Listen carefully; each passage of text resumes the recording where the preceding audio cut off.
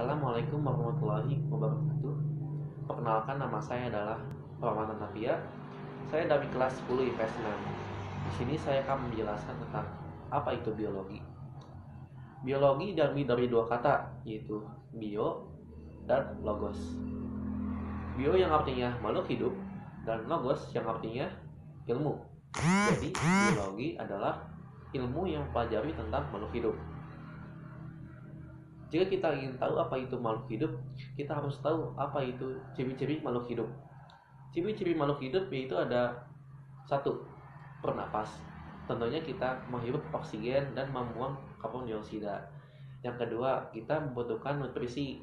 Contohnya seperti makan dan minuman. Yang ketiga, membuang zat sisa dan ekskresi seperti buang air kecil. Yang keempat yaitu peka terhadap rangsangan. Yang kelima yaitu tumbuh dan berkembang, dan yang terakhir adalah reproduksi. Dalam biologi ada cabang-cabang yang mempelajari tentang ilmu biologi. Yang pertama, sitologi. Sitologi adalah ilmu yang mempelajari tentang sel. Yang kedua, ada histologi.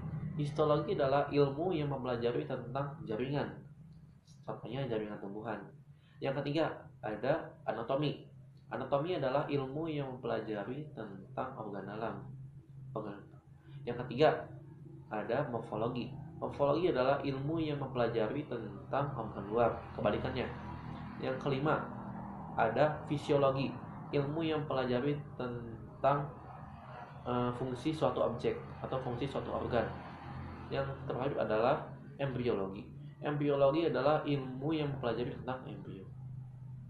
Maksud apa yang kita bisa dapat dari ilmu biologi ini? Ada dua nih. Yang pertama ada basic science. Basic yang artinya dasar, dan science yang ada artinya ilmu. Jadi basic science adalah ilmu dasar. Jika kita ingin mempelajari suatu ilmu terapan, maka kita harus tahu apa itu biologi. Yang kedua ada kesejahteraan manusia. Oke, selanjutnya ada metode ilmiah. Metode ilmiah yaitu dibagi menjadi dua lagi nih. Yang pertama ada sikap ilmiah. Yang kedua ada metode ilmiah. Sikap ilmiah. Apa itu sikap ilmiah? Sikap ilmiah itu alami gitu. Kita punya rasa ingin tahu terhadap sesuatu, atau bahasa lainnya kepo. Nah, sikap-sikap yang ada di sikap ilmiah itu pertama rasa ingin tahu atau kepo. Yang kedua jujur. Yang ketiga tekun, dan terakhir adalah objektif. Oke, langsung ke metode ilmiah. Metode ilmiah itu ada kata kuncinya, yaitu mohek. M yaitu masalah, O observasi, H hipotesis, E eksperimen, dan K kesimpulan. Oke, kita mulai dari masalah. M yaitu masalah. Masalah di sini itu kita mempunyai masalah dalam suatu ilmu biologi. Nah, dua, ada observasi. Di sini kita akan mencari suatu keterangan yang mendukung atau explore suatu keterangan. Nah, yang ketiga itu ada hipotesis.